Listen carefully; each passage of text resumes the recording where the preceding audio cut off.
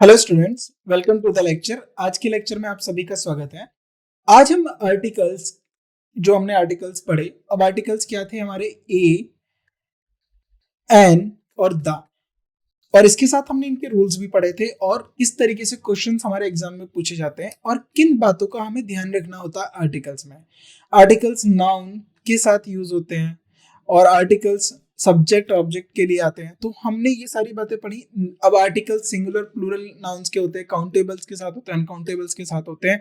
किसके साथ होते हैं? अनकाउंटेबल के साथ आप कभी भी नाउन यूज नहीं, आर्टिकल्स यूज नहीं करोगे। काउंटेबल के साथ आप आर्टिकल्स यूज करोगे। सिंगुलर के लिए क्या होगा? ए होगा, एन होगा, द होगा। तो ये जो सारे रूल्स हैं हमने आर्टिकल्स में पढ़े। अब सबसे जो इंपॉर्टेंट होता है प्रैक्टिस। अब हमें आर्टिकल्स की प्रैक्टिस करनी है।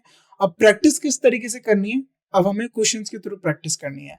तो अब ये जो कुछ क्वेश्चंस है, ये कुछ हमारे प्रीवियस ईयर क्वेश्चंस भी हैं इसके अंदर, बहुत डिफरेंट एग्जाम्स के, और साथ ही साथ हमारे इसमें जो क्वेश्चंस है हमने अलग से एक्स्ट्रा प्रैक्टिस करने के लिए आपको दिए हुए हैं। तो अब हम इनको प्रैक्टिस करते हैं। हम लगभग 50 to 60 क्वेश्चंस प्रैक्टिस करेंगे, उसके बाद हम कॉन्फिडेंट हो जाएंगे अपने आर्टिकल्स को लेके, और इजीली कोई भी एग्जाम आता है हम उसमें अपने आर्टिकल्स बना पाएंगे।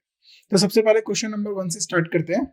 On my request Jatin introduced me to his friend who is a singer and a scientist। देखिए is और who क्या है हमारा यहाँ पर, अगर मैं इस बात को ध्यान दूं, who हमारा प्रोनाउन है। अब who हमारा प्रोनाउन है, ये किसके लिए आया होगा? ये इस फ्रेंड जिसने जतिन ने introduced me to his friend, उसके जो हिज फ्रेंड है, जतिन का जो दोस्त है, उसके लिए हु आया है। वो क्या है? वो एक सिंगर है। ये प्रोफेशन है साइंटिस्ट, और उसके साथ एंड साइंटिस्ट, साइंटिस्ट भी है सिंगर भी है, ये दोनों प्रोफेशन को बताते हैं। तो प्रोफेशन के साथ हमेशा आर्टिकल आता है, यहाँ पर भी आर्टिकल है, और ये पूरा हमारा सेंटेंस जो है वो ठीक है, इसमें कोई एरर नहीं है, नो एरर। अब आता है हमारा question number B. Question number 2, the photograph will give the reader far better notion of the structure। तो अब बात करी गई है। अब देखिए इसमें हमें पता है आर्टिकल आना है। अब आर्टिकल आना है, एक हमने द यूज करा है और एक हमने द यूज करा है। तो जब भी अगर हम बात करते हैं फार की, फार, तो फार से पहले जब भी हम होता है, देखिए फार से पहले जब भी होता है तो हम ए या ए को यूज करते हैं। अ फार बेटर नोशन, अ फार बेटर नोशन, तो यहाँ पर दा नहीं होगा, दा तो the reader, the photographer will give. अब देखो द फोटोग्राफ, अब फोटोग्राफ की बात हो रही है, तो फोटोग्राफ हमने कोई डेफिनेट फोटोग्राफ की बात कर रहे हैं। विल गिव द रीडर, जो रीडर नोन है उसके बारे में बात कर रहे हैं। आ रीडर नहीं होगा, द रीडर होगा। अ फार बेटर नोशन, अ फार बेटर नोशन, तो क्या होगा? अ फार बेटर नोशन। तो इसका सही आंसर होगा बी। बी पार्ट में एरर है, तो बी पार्ट के लिए हम यहाँ पर क्या लिख लेंगे, क्या इंसर्ट कर देंगे? अ फार बेटर नोशन। अब क्वेश्चन नंबर 3। अब क्वेश्चन नंबर 3 में अब आपको दिया हुआ है, अब आपको इसमें से पता करना है किसमें एरर है। अब ये आप खुद प्रैक्टिस करेंगे, देन उसके बाद अब हम इसको शुरू करते हैं। आई live on a top floor, I live on a top floor of an old house. When the wind blows, all the windows rattle। अब देखिए, रेटल का मतलब साउंड करती हैं, खड़खड़ाने की जो साउंड होती है। रेटल स्नेक, उसी के लिए स्नेक होगा, उसके पीछे इस तरीके से एक होता है, आपको पता हो तो। ये जब वो स्नेक हिलाता है अपना टेल तो वो आवाज करता है, वहीं से वो वर्ड है रेटल, उस स्नेक का नाम पड़ा। आई लिव ऑन, ऑन नहीं आएगा क्योंकि ये जो टॉप फ्लोर है ये डेफिनेट है। ये किसके टॉप फ्लोर की बात कर रहे हैं? उस ओल्ड हाउस की जिधर वो रहता है। और उस ओल्ड हाउस का भी डिस्क्रिप्शन दे दिया, क्योंकि हवा बहने से वो विंडोज क्या होती हैं? वो विंडोज खड़खड़ाती हैं। तो ऑन नहीं होगा, I live on the top floor. A नहीं होगा, द होगा, क्योंकि यहाँ पर डिस्क्रिप्शन हमारे पास है किस टॉप फ्लोर की बात हो रही है। तो इस बात को हम ध्यान रखेंगे जब हमारे पास किसी बात का डिस्क्रिप्शन होता है। डिस्क्रिप्शन का मेरा मतलब है कि हमें उसके बारे में नॉलेज है, नॉलेज है। अगर हमारे पास नॉलेज है तो वो क्या हो जाएगा? वो डेफिनेट हो जाएगा। क्या होगा? डेफिनेट होगा। तो जब नॉलेज है तो वो हमारा डेफिनेट हो जाएगा, तो इसलिए हम यहाँ पर डेफिनेट आर्टिकल करेंगे। तो एरर क्या है? एरर हमारे फर्स्ट पार्ट में, तो यहाँ पर हो जाएगा द यूज हो जाएगा, right. It is difficult to assume, अब क्या है? It is difficult to assume that a increase in the number of health institutions would automatically enhance utilization of health services. It is difficult to assume that. अब देखिए, अगर हमें इसमें हमें पता है, हमें ऑलरेडी पता है, हम आर्टिकल्स के बारे में कर रहे हैं, आर्टिकल के बारे में पढ़ रहे हैं, और आर्टिकल हमारे ए एन और द हैं, तो यहाँ से हम इजीली पता कर पाएंगे किन आर्टिकल्स के बारे में। अगर यहाँ पर आर्टिकल्स कहाँ यूज हुआ है, यहाँ पर यूज हुआ है। तो अब क्या हमारा आर्टिकल एन इन इंक्रीज किसका साउंड कर रहा है, वोवल साउंड कर रहा है, वोवल साउंड कर रहा है, तो वोवल साउंड कर रहा है, तो इसीलिए यहाँ पर क्या होगा, एन इंक्रीज। तो हम यहाँ पर क्या देखेंगे, एन इंक्रीज। सही आंसर क्या होगा, एन इंक्रीज। तो इसको करेक्ट करेंगे, एन इंक्रीज। अब आता है हमारा question number 5। It took me almost a hour to fill the application form. देखिए, इट टुक मी ऑलमोस्ट, अब किसके बारे में बात हुई है, किसी एप्लीकेशन फॉर्म के बारे में बात कर रहा है। अब उसको पता है, क्योंकि उसको 1 घंटा किसी पर्टिकुलर एप्लीकेशन को फॉर्म को भरने में लगा है, इसलिए द यूज हुआ है, ये बिल्कुल ठीक यूज हुआ है। और आर, इसको हम प्रोनाउंस क्या करते हैं, आवर नहीं पढ़ते हैं इसे हम, एच नहीं पढ़ेंगे, एच साइलेंट होता है, आर। तो आप बोलेंगे तो आर्स। अब इसका प्रोनाउंसिएशन देखिए, वोवल साउंड कर रहा है, तो इसीलिए यहाँ पर ए नहीं होगा, यहाँ पर एन आर रहेगा। तो इसका करेक्ट वर्ड हो जाएगा ऑलमोस्ट एन आर, ये सही होगा हमारा, N R. Asian culture will sooner or later become international norm for entertainment industries, और उसके बाद आएगा नो एरर। देखिए, तो जब भी हम बात करेंगे एशियन कल्चर, अब एशियन कल्चर की बात हो रही है, अब एशियन कल्चर क्या बनेगा, बिकम और लेटर, सूनर और लेटर बिकम इंटरनेशनल नॉर्म। अब यहाँ कर, अगर आपकी देखिए यहाँ पर बिकम क्या है, अगर मैं यहाँ से सब्जेक्ट वर्ब और ऑब्जेक्ट की बात करूं, तो किसके बारे में बात हो रही है, एशियन कल्चर। विल सूनर और लेटर, विल सूनर और लेटर बिकम।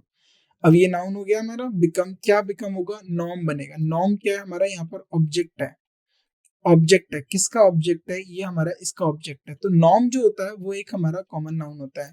तो नॉर्म, अब यहाँ पर नॉर्म्स अगर यूज होगा, देखिए नॉर्म होता है हमारा सिंगुलर, और नॉर्म्स होता है हमारा प्लूरल। तो अगर हम सिंगुलर लिख रहे हैं, काउंटेबल नाउन है, तो उसके साथ ए आएगा। तो अगर यहाँ पर हमारा क्या होगा, ए या एन आएगा, तो यहाँ पर नॉर्म, तो ये हमारा जो साउंड करे, अब नॉर्म आया, और नॉर्म से पहले हमने क्या यूज करा, इंटरनेशनल, इंटरनेशनल वोवल साउंड कर रही है, तो यहाँ पर हम क्या यूज करेंगे, an, become an international norm. तो यहाँ पर क्या यूज होगा हमारा, बिकम एन इंटरनेशनल नॉर्म। तो अब हमारा आता है question number 7। The audit committee of the board, किसकी कमेटी की बात कर रहे हैं, the audit committee of the board has been constituted by the board of directors as per instructions of the Reserve Bank of India। तो जब भी हम बात कर रहे हैं बोर्ड ऑफ कमेटी की बात कर रहे हैं, ये किसके द्वारा इंस्ट्रक्ट की गई है board of committee, as per the instructions of the Reserve Bank of India. अगर हम बात करें द और द को हाईलाइट कर लेते हैं, जो हमारे जितने भी द आ रहे हैं हम उनकी बात कर लेते हैं। तो अब किसके बारे में हो रही है, has been constituted by the board of directors as per instructions of the reserve, as per the instructions। जो instructions हैं वो specific हैं, किन instructions के ऊपर constitute की गई है, by the board of directors as per the instructions। तो अब देखिए कमेटी भी हमारे पास डेफिनेट है, क्योंकि हमें कमेटी के बारे में पता है, जो राइटर, जो हमारा ऑथर है, वो बताना चाहता है कमेटी के बारे में, वो डेफिनेट है।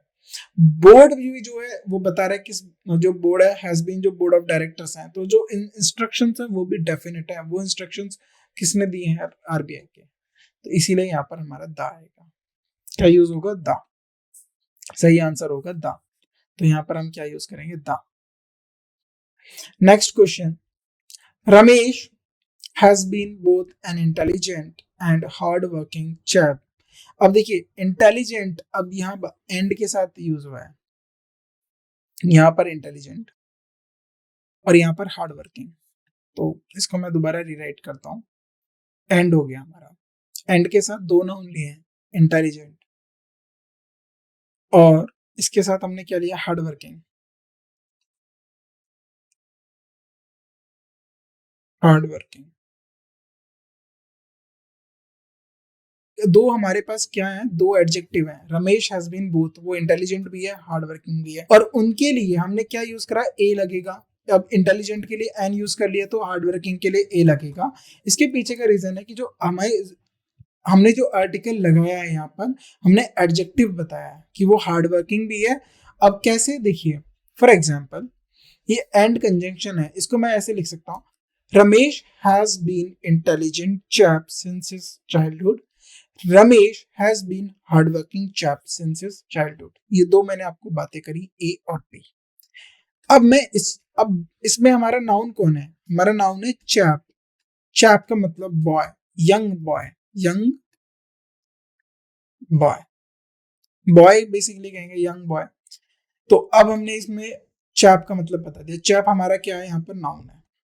अब नाउन के लिए हम आर्टिकल यूज करते हैं, ए और एन आपको पता है। अब जब हम आर्टिकल यूज करते हैं तो Ramesh has been both an intelligent chap and a hard working chap. तो यहाँ पर हमारा क्या आएगा, ये सी में एरर है, सी हमारा करेक्ट नहीं है, तो यहाँ पर हमारा ए आएगा। क्या इसका सही आंसर होगा, ए, अ हार्ड वर्किंग चैप। तो यहाँ पर अगर हम इसमें सही आंसर लिखें तो इसमें होगा a hardworking chap. Since always remembers. She always remembers to switch off all the lights and fans before leaving a room.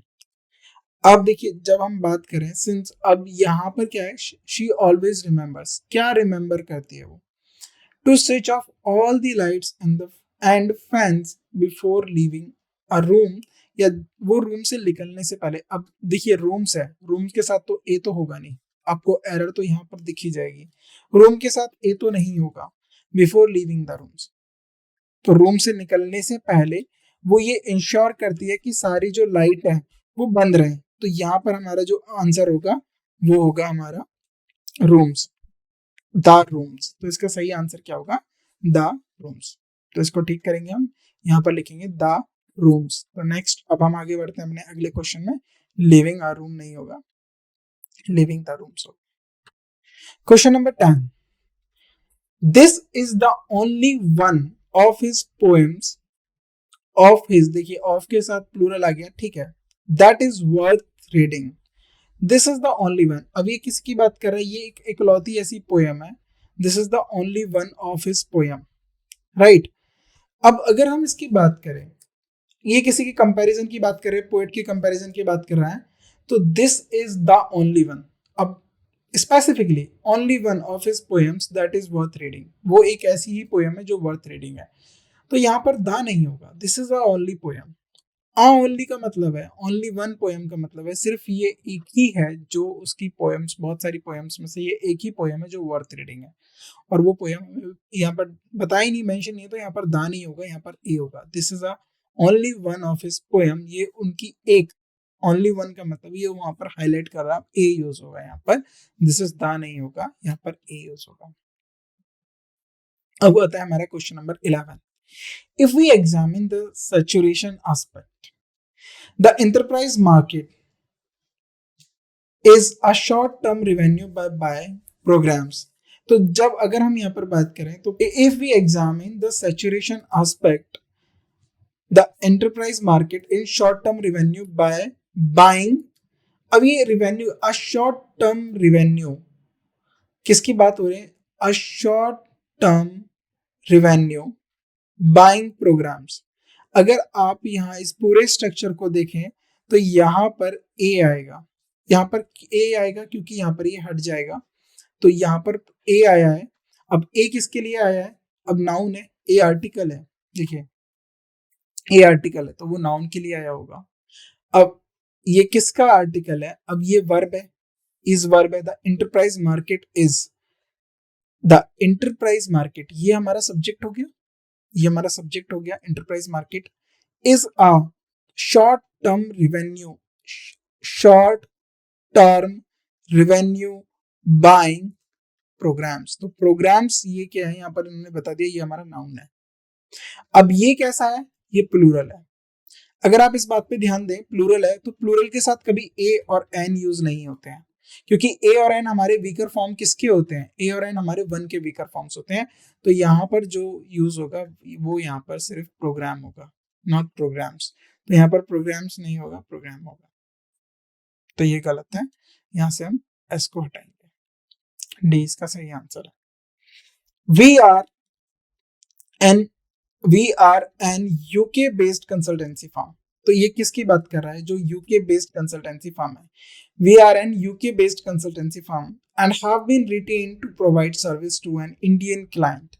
अब यहाँ पे देखते हैं we are an UK based consultancy fund, तो यहाँ पर एन होगा या फिर यू या, देखिए या का साउंड कर रहा है, और हमारे जो वोवल्स होते हैं ए ई आई ओ यू, अगर यहाँ पर मैं कह देता हूँ we are an American based तो ये ठीक होता है यू।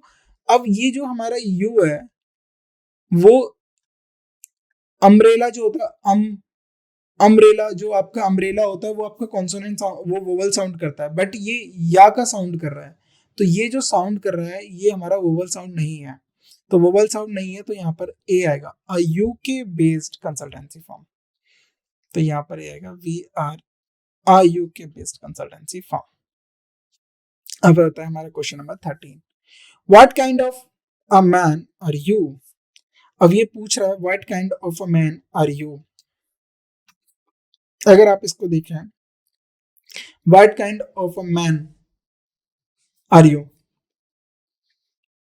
तो अब इस जो ये क्वेश्चन बात कर रहा है ना, अब ये कुछ है यू आर अ मैन, अगर सपोज वो उसकी क्वालिटी को लेके का सवाल कर रहा है, तो मैन से पहले जब भी अगर इस तरीके से क्वेश्चंस बनते हैं तो what kind of a man are you, तो यहाँ पर ए नहीं आता, what kind of man are you, right, तो यहाँ ए नहीं आएगा, यहाँ पर what kind of man are you, याद रखिएगा जब इस तरीके से क्वेश्चंस आते हैं तो ए नहीं लगेगा, what kind of man are you ही आएगा। Question number 14, traveling by the ear is much faster than traveling by the train। देखिए कंपैरिजन हो रहा है, फास्टर के साथ देन आता है कंपैरिजन में, देखिए अब याद रख लेते हैं कुछ पॉइंट, हम यहाँ रख लेते हैं कंपैरिजन। जब भी कंपैरिजन होता है तो जब भी हम कंपेयर करते हैं दो तीन चीजों को तो हम बात कर लेते हैं कंपैरेटिव डिग्री, कंपैरेटिव डिग्री की बात करते हैं, तो कंपैरेटिव डिग्री में ई आर के साथ जब आता है देन यूज होता है, I am better than you, faster than you, slower than you, but कुछ कंडीशंस में प्रेफर के साथ टू आएगा, I prefer to tea over coffee, तो इस तरीके से यहाँ पर टू आएगा, किसी I am senior to you, तो इस तरीके से I am senior to him, तो इस तरीके से टू भी आएगा देन भी आएगा, लेकिन यहाँ फास्टर कंपैरिजन हो रहा है तो यहाँ पर आएगा बाय ट्रेवलिंग बाय अब देखिए travelling by the air, question number 14 है ट्रैवलिंग बाय द एयर, अब by the air is much faster than the travelling by अब देखिए देन के साथ कंपैरिजन किसका है, ट्रैवलिंग बाय ट्रेन और ट्रैवलिंग बाय द एयर, तो यहाँ एयर का मतलब क्या आ रहा है, एयर का मतलब एरोप्लेन की बात कर रहे हैं, आप एरोप्लेन की बात कर रहे हैं, एरोप्लेन की बात कर रहे हैं, यहाँ पर ट्रेन की बात कर रहे हैं, तो यहाँ पर ट्रैवलिंग बाय ट्रेन है, यहाँ ट्रैवलिंग बाय द एयर है, तो ये जो दा है यहाँ पर दा यूज नहीं होगा, यहाँ पर सिर्फ होगा travelling by air. By air तो आप कैसे आए, बाय एयर आए बाय ट्रेन आए, तो बाय एयर आए, यानी जो मीन्स ऑफ ट्रांसपोर्ट है वो हमारा क्या है, वो मीन्स ऑफ ट्रांसपोर्ट हमारा एरोप्लेन है, तो यहाँ पर दा नहीं होगा, यहाँ पर कुछ भी नहीं आएगा, ट्रैवलिंग बाय एयर। अब आता है हमारा question number 15, laser beams can carry long distance signals in a way somewhat similar to radio waves। तो ये बात कर रहा है जो लेजर बीम्स हैं वो क्या करती हैं, beams can carry long distance signals in way, अब in way somewhat similar to radio waves, तो वे नहीं होगा, इन वे नहीं होगा, इन आ वे होता है उसके रेडियो वेव के तरीके से। Laser beam carry long distance signals in a way, किस तरीके से लेके जाती हैं, जैसे रेडियो वेव्स लेके जाते हैं, somewhat similar to radio waves, तो यहां पर आएगा इन अ वे, इन अ वे। अब कैसे पता लगा सकते हैं, इन अ वे का एक और तरीका होता है, इन मेरा क्या हो गया प्रीपोजिशन, प्रीपोजिशन ये कॉन्सेप्ट आपको क्वेश्चंस के बीच बीच में आते रहेंगे, प्रीपोजिशन के साथ हमेशा ऑब्जेक्ट आता है, ऑब्जेक्ट जो होता है या तो वो नाउन होगा या प्रोनाउन होगा, अगर ये हमारा सिंगुलर या प्लूरल है तो इनके साथ क्या यूज होगा, ए और एन। जो वे है, अब ये वे मतलब होता है रास्ते, या तरीके। तो तरीके का सिमिलर होता है, बहुत सारे तरीके जो होते हैं, तो वेज होता है इंग्लिश में। तो अगर ये वे है और इसका सिंगुलर वे है और प्लूरल वेज है, तो यहाँ पर हमें क्या मिला है, यहाँ पर हमें सिंगुलर मिला है। तो इन प्रीपोजिशन के साथ ऑब्जेक्ट मिला, बिल्कुल ठीक है। तो ऑब्जेक्ट जो होता है वो नाउन होता है, तो वे हमारा नाउन है, तरीके की बात हो रही है। जो ये वे नाउन है और ये हमारा सिंगुलर नाउन है, तो यहाँ पर ए आएगा, डेफिनेटली ए आएगा। तो ए इन आ वे आएगा। तो यहाँ पर क्या हो जाएगा, इन आ वे। इस तरीके से आप क्वेश्चंस को सोच सकते हो, कर सकते हो। अब question number 16, it is universal true. अब क्या है question number 16, it is universal true that an honest and hardworking person, अब किसकी बात हो रही है, honest and hardworking man is always a happy man. तो अब देखिए यहाँ पर कहीं हमने an honest and a hardworking man is always happy man, तो 16 में दोनों एडजेक्टिव है और दोनों एडजेक्टिव एक ही मैन को जो कर रहे हैं, इंडिकेट कर रहे हैं, तो इसीलिए जो एक आर्टिकल है वो हमारा सही होगा इट, क्योंकि यहाँ पर देखिए it is universal true that an honest, ये ऑनेस्ट ये मैन की ही है और हार्डवर्किंग भी ये मैन है, तो इसीलिए यहाँ पर ये कंडीशन है, ट्रू है, तो ये ठीक है। An honest man is always true, तो इसका होगा no error। Question number 17, a first step in a rotational solution to any problem, a first step in a rotational solution to any problem is the recognition that a problem exists। अगर हम बात करें a first step किसके towards की बात कर रहा है, rational solution, in a rational solution to any problem, यानी कोई भी पहला कदम जो होगा किसी भी प्रॉब्लम का वो रेशनल सॉल्यूशन रखा की तरह is the recognition that a problem exist, और वो इस बात को बताएगा कि प्रॉब्लम एग्जिस्ट करती है। तो यहाँ पर ए नहीं होगा, जो फर्स्ट स्टेप किसी भी प्रॉब्लम के लिए लिया जाएगा फर्स्ट स्टेप, वो हमें पता है कौन सा फर्स्ट स्टेप रहेगा, तो यहाँ पर हम द यूज करेंगे। A first step in the, a first step in the rational solution to any problem is the recognition that problem exists। अब आता है हमारा क्वेश्चन नंबर 18। क्वेश्चन नंबर 18 क्या है, after many an adventure the explorer finally set foot on the English soil. अब देखिए क्या होता है, बहुत सारे एक्सप्लोरर के बाद, तो अब क्या बात हुआ है, बहुत सारे एक्सप्लोर करने के बाद सॉइल है, अब इंग्लिश सॉइल की बात हो रही है, तो इंग्लिश सॉइल का मतलब है इंग्लैंड की बात हो रही है। अगर मैं बात करूं इंग्लिश के सॉइल का मतलब है इंग्लैंड की बात हो रही है, तो इंग्लैंड की बात हो रही है, तो सॉइल का मतलब है कोई हम स्पेसिफिक सॉइल नहीं बात कर रहे हैं, इंग्लिश सॉइल है, ये हिंदी सॉइल है, ये हम कंट्री का नाम ले रहे हैं।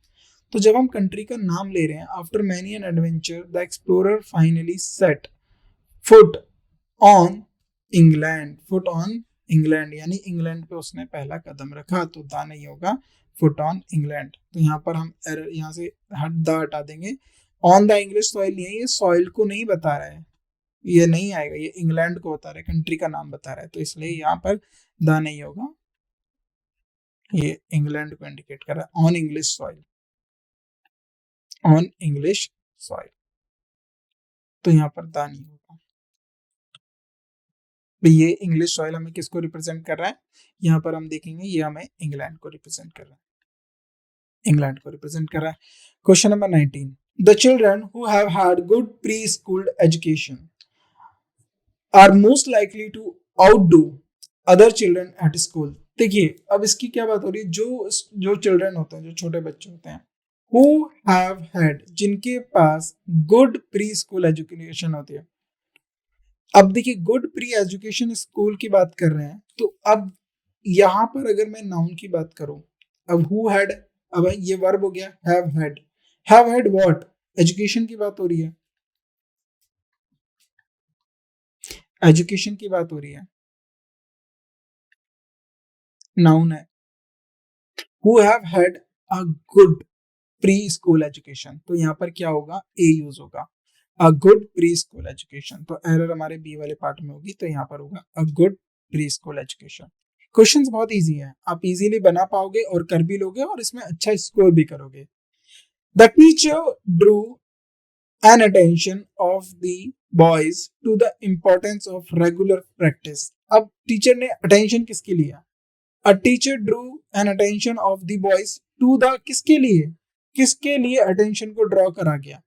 अगर हम बात करें, जो टीचर है drew an attention of the boys, तो जो उसने टीचर्स ने अटेंशन जो दिया है ना, ध्यान केंद्रित करा है, वो किस बात पे करा है, इंपॉर्टेंस, रेगुलर प्रैक्टिस की क्या इंपॉर्टेंस है। तो टीचर ने अटेंशन जिस बात पे ड्रू करी है वो अटेंशन हमें पता है, तो एन नहीं आएगा, द। नेक्स्ट बढ़ते हैं हम, question number 20, the teacher drew an attention on the boys to the importance of regular practice. अब टीचर ने क्या करा, अटेंशन ड्रॉ किया स्टूडेंट्स का। ड्रू का मतलब होता है अटेंशन खींचा, किस बात पे ध्यान दिया कि बॉयज को, ऑफ द बॉयज की इंपॉर्टेंस, रेगुलर प्रैक्टिस की क्या इंपॉर्टेंस। तो इस अटेंशन के बारे में हमें पता है, तो ये अटेंशन डेफिनेट है। वो अटेंशन क्या थी कि रेगुलर प्रैक्टिस पे ध्यान देना चाहिए, तो द आएगा यहाँ पर, एन अटेंशन होगा, the attention. Teacher Drew the attention of the boys, Drew the attention. Question number 21, I am not wealthy, so I cannot afford to buy an expensive car। अब यहाँ पर आपको वैसे ही पता चल जाएगा, एक्सपेंसिव कॉन्सोनेंट, वोवल साउंड कर रहा है, पर यहाँ पर कॉन्सोनेंट के लिए ए दिया हुआ है, तो ए नहीं होगा, एन होगा। तो इसका सही आंसर होगा D, buy an expensive car. तो यहाँ पर क्या होगा, 21 में डी होगा। He had no illusions of being either a distinguished writer or a editor। Editor, a का साउंड कर रहा है, कौन वोवल साउंड कर रहा है, तो ए एडिटर नहीं होगा, एन एडिटर होगा, राइट। तो ए और एन एडिटर, तो यहां पर क्या हो जाएगा, an editor. Question number 23, he addressed people and tried his best to convince them that his decisions were correct। तो जिन लोगों को ये एड्रेस कर रहा है, क्या वो इन लोगों को जानता है? बिल्कुल जानता है। क्यों, कैसे पता चला हमें जानता है? क्योंकि वो कन्विंस करना चाह रहा है कि उसके जो डिसीजन है वो सही हैं, वो सही थे। तो जो जिन लोगों को आप कन्विंस करोगे अपने डिसीजन के बारे में, तो वो जो पर्सन है, वो जो पीपल हैं, वो जो पर्सन हैं, वो आपकी नोन है। तो नोन है तो यू नो हिम, तो यहाँ पर हो जाएगा द पीपल, क्योंकि ये कुछ खास लोगों के बारे में बात हो रही है जिनको वो जानता है। हमारा जो राइटर है, दो थर्ड पर्सन है, जानता था। ही एड्रेस द पीपल, किन लोगों की बातें में कर रहा है, जिनको वो कन्विंस करना चाहता है। अब आएगा हमारा question number 24, in spite of 4 letters we have received no answer and the authority no error। अब देखिए, in spite of 4 letters we have sent and we have received। अब इसकी बात करें, we have sent, अब we have, अब इसके बाद अगर आप बात करें 4 के बाद क्या होगा, we have in spite of 4, in spite of the 4 letters we have sent। अब देखिए अगर आप इसको, ये जो दो सेंटेंसेस हैं, ये दो आपस में कनेक्ट करे गए हैं, right. we have received no answer from the authority in spite of the 4 letters we have sent, right। तो ये आपको पढ़ने में थोड़ा अटपटा लगेगा, क्योंकि यहां पर ये हमें पहले दे दिया कंजक्शन, तो यहां पर ये बाद में दिया है। तो in spite of 4 letters we have sent, we have received no answers from the authority। अब वो जो 4 लेटर्स जो हमने भेजे थे, the 4 letters we have sent, क्योंकि हमें पता है कौन से 4 लेटर्स के बारे में बात हो रही है जिनका आंसर हमें अथॉरिटी से नहीं मिला है, तो यहाँ पर द होगा, डेफिनेट है वो 4 लेटर्स, तो यहाँ पर द यूज होगा, right. Question number 25, the road to famous monument passes through a forest. अब जिस की बात कर रहे हैं, जो फेमस मॉन्यूमेंट की बात कर रहे हैं, तो ये जो फेमस मॉन्यूमेंट है उसके लिए जो रोड है वो कहां से पास कर रहा है, फॉरेस्ट से पास कर रहा है।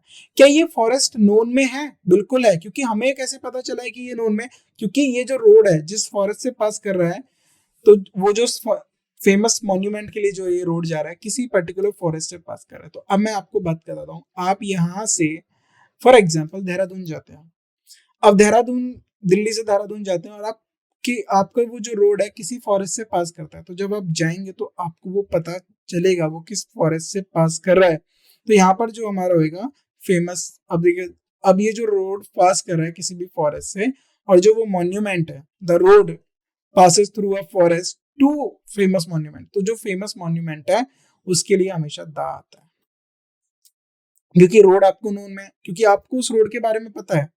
देखिए, फॉरेस्ट से कोई रोड निकल रहा है, right, a forest, the road, उस रोड को आप जानते हैं क्योंकि वो एक फॉरेस्ट से निकल के स्पेसिफिक मॉन्यूमेंट के बारे में जा रहा है, जो मॉन्यूमेंट कैसा है, जो मॉन्यूमेंट फेमस है।